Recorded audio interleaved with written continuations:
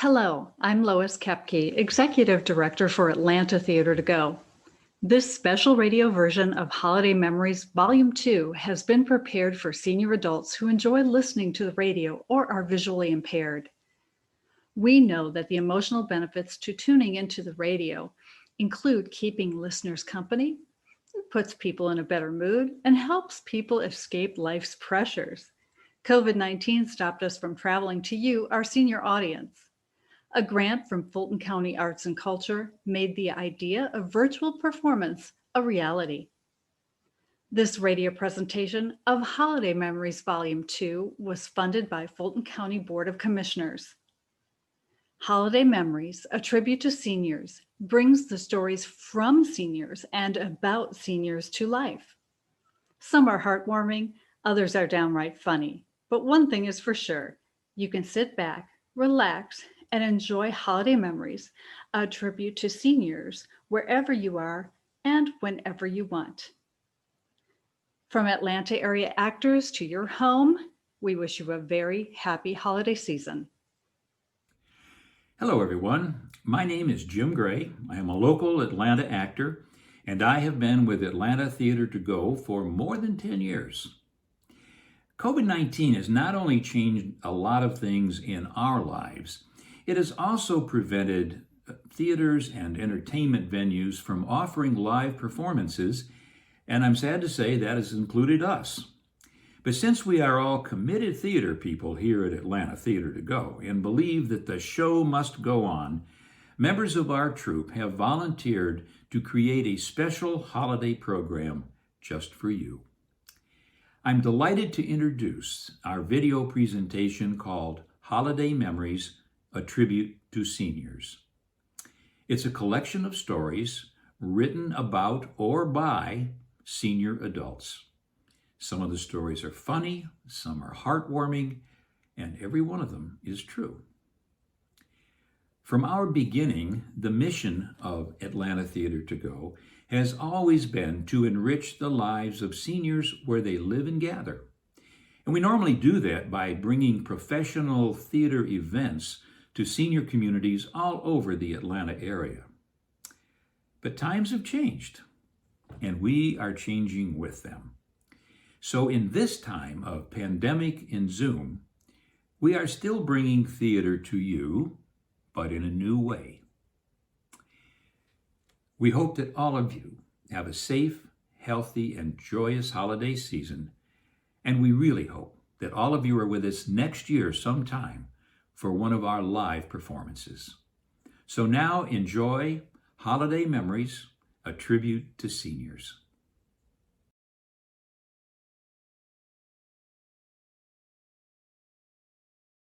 I'd like to tell you about a holiday gathering where spirits were definitely made merry. I miss Sally. She was my best friend, and Christmas just wouldn't be Christmas without her. Sally was in the hospital. A neurological disorder kept her there. It was a military hospital where insurance company regulations about the length of hospital stays didn't apply. Sally had been in the hospital for weeks, and nobody was predicting when she would be home. My husband sympathized with me. He liked Sally too, and as a physician had often treated her and her family. I think we can plan a little surprise, he said with a twinkle in his eye. The night of our annual Christmas party, he took me aside and said that he would be gone for about an hour. Where are you going? I asked, shocked. After all, he was the host. Let's just say I have a little mission, he said. Are you going to the hospital? I persisted. I thought you were off call. You'll see, was all he would say. Nearly later, an hour later, an Air Force ambulance pulled up to our door. Now what, I thought. 2 orderlies came to our door carrying a stretcher. My hands trembled as I opened the door. What if something had happened to my husband, Roger? It wasn't Roger, it was Sally. Roger had kidnapped her from the hospital under the ruse of telling them that he was taking her for a consultation. A large red bow had been pinned to her dark brown hair. Sally was my Christmas gift. The ambulance driver and corpsman, part of the plot, had a cup of punch and said they would return for Sally in an hour. Until then, She was ours. We didn't give her any alcohol since she was a patient, but we fed her cookies and toasted her with champagne until the appointed time. Everybody had a Sally story to tell, to which we would shout, "Here, here," and pour more champagne. Our spirits were definitely made merry, although we had tears in our eyes when the orderlies came for her. Sally recovered and went home in due time. We had a Christmas I will never forget. Hi, my name is Gloria, and I'm going to read a story from another Gloria, Gloria S. Goes this way. My favorite Christmas memory is when I got engaged to my husband of 50 years. We were on a date right around Christmas time in Macon, Georgia. Well, parking is what it was called then. I never would tell my mother that. I would have gotten in trouble. Hi, my name is Monsiela Elder, and I will be reading a story I wrote called A Christmas Miracle, a Loretta Young story as told to me by my sister, Tony Young. Tony Young was the oldest of 4 children, 2 girls and 2 boys. The girls being bookends, the oldest and the youngest. Tony wore our last name of Young proudly and believed that everyone with the same last name was family. Every week, our famous aunt, a beautiful woman, floated down winding stairs, making a grand entrance through double doors into the living room of millions of homes through the magic of television. Yes, the Loretta Young was our aunt, according to Tony's theory. Mama didn't have a lot of money. We were considered by society standards as poor, and the kids in the neighborhood teased us all the time. Oh, not because of being poor, because we all drank from that cup, but they felt this gave them some sort of leverage. "Why don't you get some money from your rich Aunt Loretta?" was a statement they echoed. But we didn't care. Very rarely did we want for anything. Mama made sure we presented ourselves as someone a rich relative would be proud of. As children, we were never without toys, but what Tony coveted most was a doll. She fantasized about her first real baby. Once the promise was made that the doll was on the way, Tony named her soon-to-be-born baby Patricia, which was a lovely name. But when the much-anticipated doll arrived, Tony could see the resemblance immediately. Her baby looked just like our aunt. She had to be named Loretta Young. Determined to be the best mama, Tony treated Loretta like our mama treated us. She would change her clothes daily, comb her hair, play with her, read her stories, and even cried for her. You see, our brother, Jockey, the next in line of the 4 siblings, would actually take a belt to Loretta to get even with Tony if Tony made him mad. Tony was born on November 23rd, and Jockey was born on November 24th, 1 year and 1 day later. Tony knew this was God's plan and believed the entire United States gave thanks for their birth, celebrating with a day called Thanksgiving. This year, Tony would add Loretta to the celebration with a coming out party. She wanted to show Loretta off to the guests who were invited to the huge Thanksgiving birthday dinner Mama had planned. All the girls in the Young family wore earrings. Tony knew if Loretta was to be presentable, she had to have her ears pierced. Having watched our grandma pierce ears many times, Tony went straight to the special needles. She was determined, but try as she might, could not get the needles to go through Loretta's ears, breaking every needle. Finally, Tony found an oversized safety pin, and success. Loretta now had pierced ears, but no earrings. Tony went to Grandma and confessed what she had done. Grandma not only forgave her, she donated a pair of beautiful silver hooped earrings for Loretta. With freshly washed and ironed clothes, Loretta was almost ready to sit at the dinner table with the family. But one thing was missing. On special occasions like this, Mama would straighten our hair. This was a rare treat because most of the time we wore our hair in natural braids. Tony knew she had to straighten Loretta's hair. Sneaking the hot comb and the hair grease from the bathroom cabinet, Tony waited until everyone was busy in the dining room, then put the hot comb on the stove as she had seen Mama do. While the comb was getting hot, she greased Loretta's hair, knowing that grease would make our hair shiny and straight. When the comb began to smoke, it was ready. Tony took the hot comb out of the fire, wiped it with the old white pressing cloth to make sure it wasn't too hot, took a handful of parted hair, and being careful not to burn the ear, ran the comb through Loretta's hair. Immediately, the hair began to melt and stick to the straightening comb.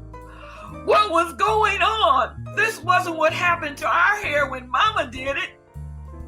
Tony tried and tried, but she couldn't get the melted synthetic hair off the hot comb. The harder she pulled, the more the hair came out. Oh no, Loretta's hair was ruined. That Thanksgiving, Tony could not bring Loretta to the dinner table. She had caused her baby to look ugly. Jockey would laugh uncontrollably at the doll, bringing grief and shame to Tony for what she had done. Tony cried for days. Not knowing how to undo the mistake, she combed Loretta's hair into several hairstyles, hoping to make it look better, but to no avail. Every day she measured Loretta's hair, praying it had begun to grow back, but no change. She needed a miracle. Tony promised Loretta that Christmas was a time for miracles and that something would happen to bring about a change in her appearance. On Christmas morning, we woke up early and gathered around the tree, eagerly awaiting Mama to come downstairs and pass out the presents. We were all very happy with our gifts, but Tony still secretly prayed for a miracle.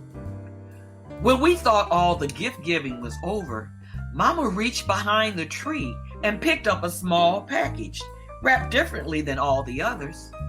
She handed the package to Tony. It was so small, Tony couldn't imagine what it could be. Reading the gift tag, she realized this package wasn't for her, it was for Loretta. Ripping the paper off revealed a tiny wig, just the right size.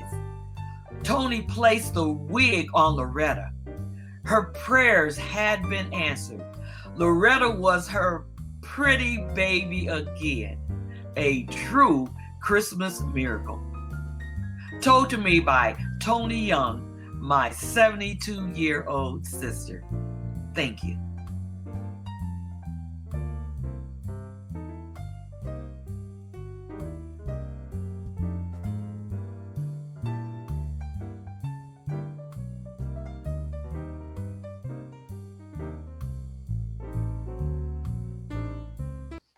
Hi, I'm Lois Kepke. I'm reading a story from Lucy Humphreys. I was born and raised in Norgay, Virginia. My father owned an apple orchard near Williamsburg. After I married, my husband was transferred to Montgomery, Alabama. That Christmas, I had not been home in over a year. We took vacation and made the 16-hour trip home. Christmas that year was so memorable. The next morning when we got up, the ground was covered with snow. Our children had not seen snow in over 2 years, and they were thrilled. Then we enjoyed all the traditions I had experienced growing up. On Christmas Day, we had fried oysters for breakfast. Then Mother prepared a traditional holiday feast with turkey, ham, and all the trimmings. Everyone in the family was invited, and since I was one of 9 children, about 20 to 25 people came. The adults sat at a large table in the dining room, and the children sat at a small table. Dad said the blessing. It was great with so many in the family. It was a Christmas I will never forget. Hello, my name is Virginia Vogt. Tina Blackney gives us this holiday memory about family. My grandmother died when my father was 24 years old, 10 years before I was born. Grandpa was then remarried to a woman whom he'd met dancing while out on the town. My father and his brothers and sister didn't think much of Diet. She wasn't their mother, and Grandpa had met her at a dance hall. Every Christmas Eve, Grandpa's 4 kids and spouses and 11 grandkids assembled at his and Diet's home for treats and merriment. The adults enjoyed cocktails and Christmas carol singing, and the children were treated to homemade Christmas cookies and ribbon candy. Grandpa had suffered a debilitating stroke when we grandkids were toddlers, so much of our visits with him were limited to a brief hello and a kiss on the cheek.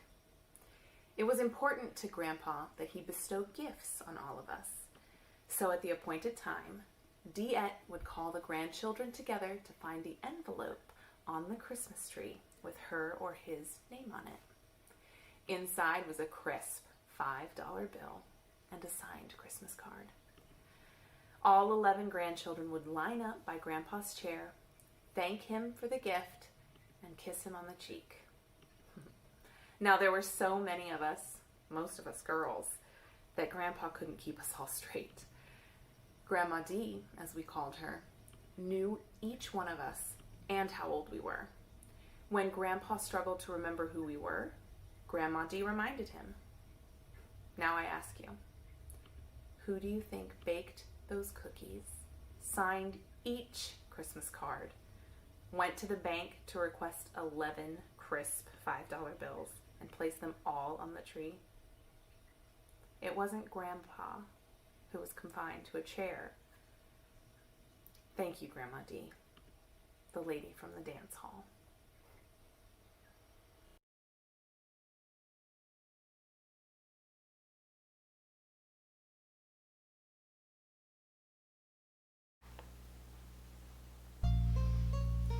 Christmas of 1929 is the first memory that I have of Christmas and of Santa Claus. In January, we moved to Mr. Joe King's farm to become sharecroppers. A little while later, my grandpa Greenwood died. In these sad times, I think everyone in the family was searching for something, anything to brighten our Christmas. But to me, it was just magical. I remember it well. I remember that special season, though few presents would we see. We were rich as we could be. Oh, I remember. I remember. I remember it well. Nellie spent a year collecting tinfoil from our gum and wrapped it round these sweet gum balls, and from the tree they hung. These pretty silver balls were such a puzzlement to me. I couldn't understand what Santa wanted with a tree. And all the older children searched the woods for holly berries, and sprigs of it were placed around the house to make it merry. And Mama made delicious cakes and pies and special treats, and Daddy bagged a gobbler for that baked wild turkey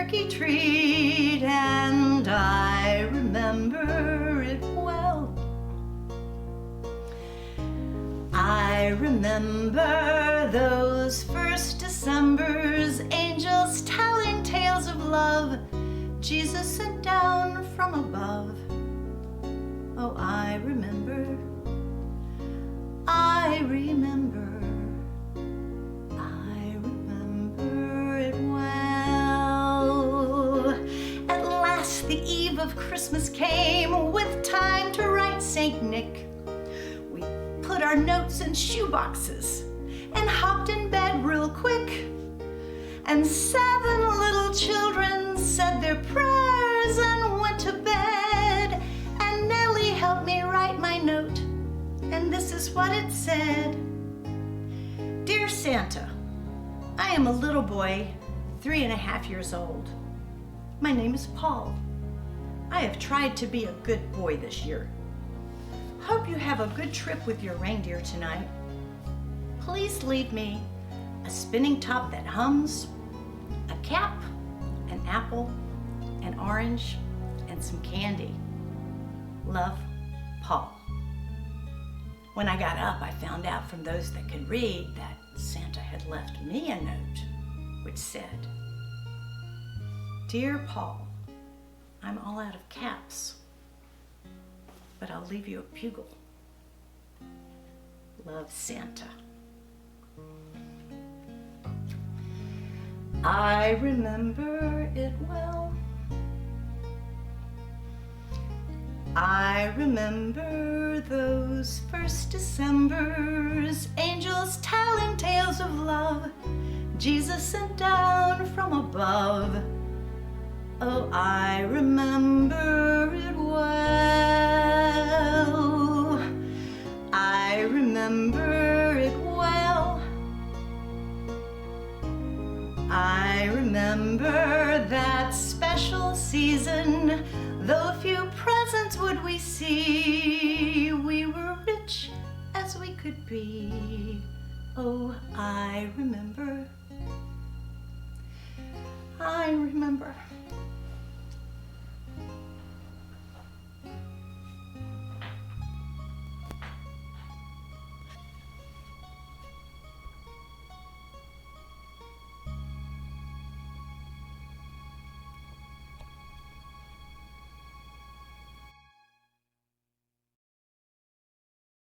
Hi, I'm Mary Claire Klooster, and I'd like to read a story to you today called Christmas with Mother, written by Nell and Lindy.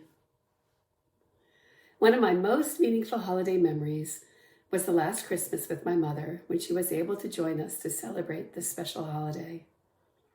It was an unforgettable day as we opened presents, ate together, and as I observed her enjoying her special dishes. Like the dressing she taught me how to prepare, and how we reminisced about Daddy and how things used to be. Although the food was delicious, opening gifts were fun. My favorite memory is of us having Mom with us, sharing our joy and enjoying the family together. These memories will be with us always, especially as we celebrate Christmas this year, and will remain with us for years to come. And to make Christmas even more perfect, we enjoyed Lindy's mother's orange cake, which we look forward to every Christmas. The recipe has been passed down to our 2 granddaughters for many more years of enjoyment during the holidays ahead. Hi, my name is Pat Smith. I'm going to be reading a story by Louise Saroon. The title is Plenty of Love. We were very poor when I was coming up.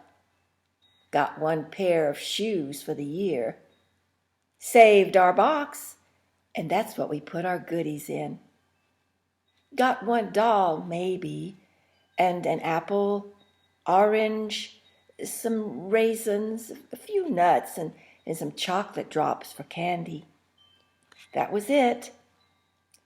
After I married, had 6 children, couldn't afford everything they wanted, but I've been told that they had plenty of love. That's all that mattered. One year was able to buy 2 of the children mini bikes and a watch. They thought they had died and gone to heaven when they got those 2 gifts. Things did get a little better as I got older.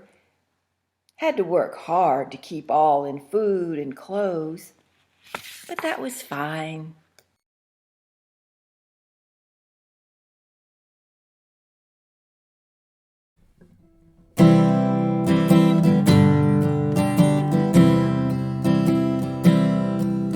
Silent night, holy night, all is calm, all is bright, round yon virgin mother and child, holy infant so tender and mild, sleep in heavenly peace,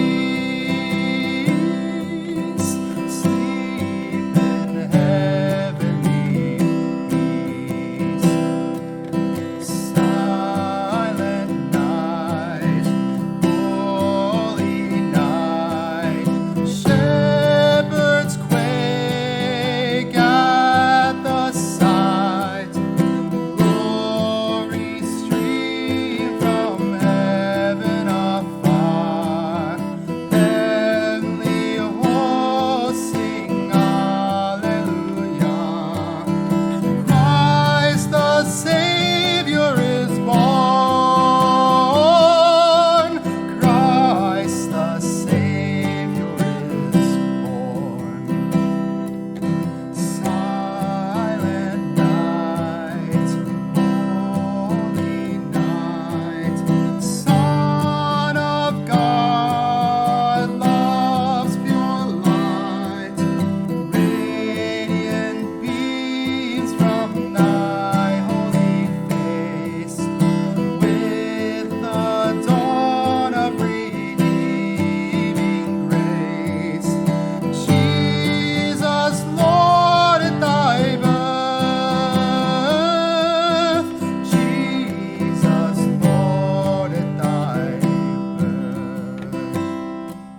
Silent night, holy night, all is calm, all is bright, round yon virgin mother and child, holy infant so tender and mild, sleep in heavenly